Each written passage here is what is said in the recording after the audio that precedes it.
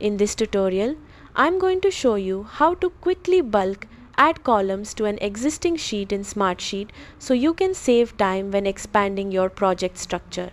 First, open Smartsheet and navigate to the sheet where you want to add new columns.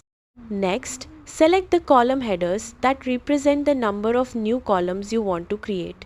To do this, click the first column header, hold the Shift key and select additional column headers. Once the columns are highlighted, right-click on one of the selected column headers to open the context menu. From the menu, choose Insert Columns Right or Insert Columns Left, depending on where you want the new columns to appear. Smartsheet will automatically insert the same number of new columns as the number you selected.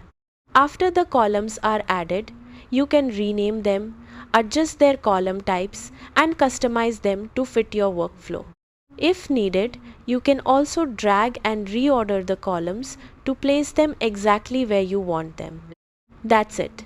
You've successfully bulk added columns to an existing sheet in Smartsheet. Thanks for watching.